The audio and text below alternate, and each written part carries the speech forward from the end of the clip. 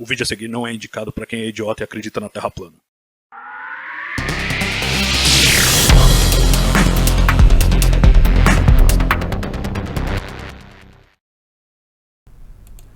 Sabemos que Marte, hoje um planeta seco, frio e inóspito, já foi mais quente no passado. Afinal, há evidências claras de que corpos estáveis de água, como mares, rios e lagos, existiram por lá há bilhões de anos. O que não sabemos é como isso foi possível. Agora, um novo estudo parece dar boas pistas do que aqueceu o planeta vermelho. A conclusão é de um trabalho liderado por Edwin Kite, da Universidade de Chicago, e publicado no periódico PNAS, da Academia Nacional de Ciências dos Estados Unidos. A partir de modelos, o grupo demonstra que Marte pode ter sido aquecido pelo efeito estufa gerado por nuvens de água. Aqui na Terra, a dinâmica de nuvens de cristais de gelo e de água não permitiria um padrão similar de aquecimento, porque ela ocorre muito rapidamente. Em Marte, nuvens de alta altitude, capazes de ter um efeito de aquecimento mais potente, poderiam durar muito mais tempo. E numa simulação global do clima de um planeta como Marte, segundo os pesquisadores, elas poderiam elevar a temperatura média anual a menos 8 graus Celsius, que seria suficiente para lagos de baixas latitudes em alguns locais. O trabalho tem a virtude de dispensar a presença de uma atmosfera muito mais densa para Marte no passado, algo para o qual não há evidências até o momento. Cássio, acho que tem aí uma pista interessante de como Marte pode ter tido água no passado e ao mesmo tempo não ter tido uma atmosfera densa como se imaginava. O mecanismo mais básico que todo mundo sempre pensou é assim, bom, era muito mais densa, e aí no que era muito mais densa, muito mais efeito estufa com aquele CO2 todo, e pronto, era mais quente. Só que, embora haja esses vestígios aí no solo de que Marte teve corpos de água, nunca encontraram o smoking gun, né? A evidência de que a atmosfera foi mais densa. E além de tudo, tem uma outra coisa que a gente empilha aí, que é o fato de que o Sol, no passado, ele era menos brilhante, não mais. Então, além de tudo, Marte, no passado, devia receber menos radiação solar do que recebe hoje. Esse parece ser um encaminhamento meio natural da questão. Acho que ainda não responde tudo, acho que ainda vão precisar balancear coisas, porque eles falam, eu reparei no paper, eles falam assim de um ambiente basicamente desértico, em que você pode ter corpos de água por centenas ou talvez milhares de anos, mas não os milhões de anos que em alguns casos parece ter sido o caso.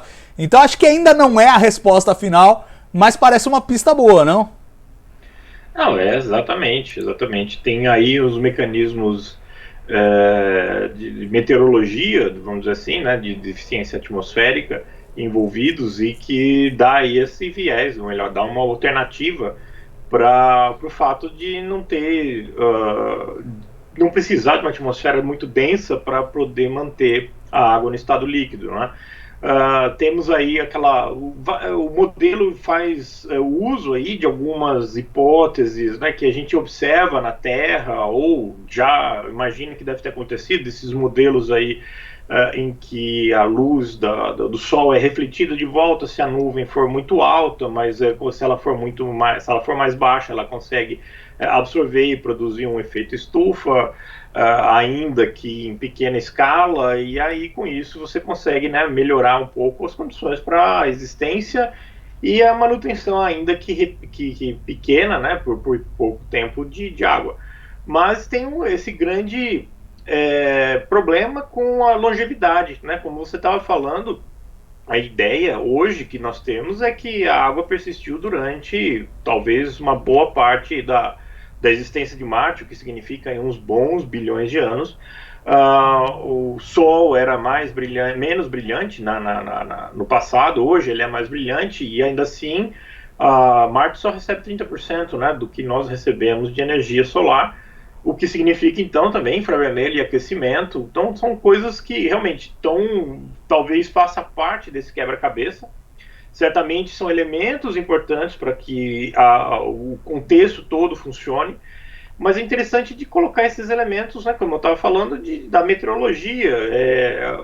Quando a gente fala lá da hipótese da Terra bola de neve, então temos aí uma cobertura muito espessa de nuvens que faz com que a Terra reflita praticamente quase toda a radiação solar, o que contribui ainda mais, né, para a temperatura baixar. Então, coisas desses detalhamentos já estão fazendo parte dos modelos que tentam explicar o clima passado de Marte. É bastante interessante que você possa pensar nisso, porque o que a gente tem de evidência? Teve água durante bilhões de anos e agora não tem água, seco, e não tem uma atmosfera apreciável. Né? O que a gente pode usar de elementos, o que a gente pode aproveitar de elementos de outras teorias, de outras hipóteses, que a gente consiga escrever aí o passado e a evolução dele em Marte. Então, legal que você consegue fazer isso, né? Catar alguns elementos, encaixar de forma coerente, né? Para não ficar um Frankenstein, e fazer com que você tenha aí essa descrição mais adequada que evolua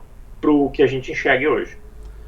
E uma coisa muito charmosa desse estudo, eu acho, é o fato de você ter usar um modelo global de simulação do clima marciano, que é uma coisa que a gente está desenvolvendo em supercomputadores há umas boas décadas para entender a mudança climática aqui na Terra, né, o processo de aquecimento global e tal, e de repente você tem um arcabouço que você pode simular outros planetas. Você muda os parâmetros, você muda o tamanho, a gravidade, a atmosfera, parará, e você simula outros planetas, e acho que dá uma requalificada naquela ideia de planetologia comparada, né? De lembrar que a Terra é um planeta e você pode comparar a Terra com os outros planetas do Sistema Solar, e mais para frente imagino que com exoplanetas, para tentar entender como é que o clima desses outros mundos funciona, uma vez que você tenha os princípios físicos básicos embutidos no modelo. Você troca só a receita do planeta e sai ali o modelo climático dele, né? E me parece que esse estudo é bem isso. Eles falam de um modelo global do planeta mesmo. Não, isso mesmo. Eu estava aguardando para falar quando a gente entrar lá no mérito da discussão sobre Saturno, mas os dois trabalhos deixaram de ser assim astronomia, né? No contexto mais rígida da definição. Nós estamos falando aí de climatologia, nós estamos falando de simulações, supercomputadores como esses aí do CPTEC, o Santos Dumont, todos que fazem simulações de clima a longo prazo, a curto prazo para as previsões aí do tempo, e a longo prazo para fazer, né, as alterações, como você está falando, aquecimento global, as mudanças climáticas, coisas desse tipo. Então nós caímos já nessa especificidade, né? Nós estamos já chegando aí em pontos bem específicos e colocando esses elementos. Nós temos vários programas que fazem isso mesmo. Você coloca o tipo de vegetação, o tipo de solo, o tipo de distribuição, né, de montanhas, planaltos, essas coisas todas, e te dão um modelo aí em larga escala. Isso nós estamos fazendo com Marte agora. E aí que eu mencionei, né, você está tirando, nós estamos tirando pedacinhos dos outros modelos e tentando encaixar nesse cenário de 3 bilhões de anos atrás, que consiga explicar, através de uma evolução que a gente ainda também precisa entender, como é que chegou hoje neste estado aí de não ter água, né, ou pelo menos não ter uma superfície úmida e não ter atmosfera que mantenha isso acontecendo.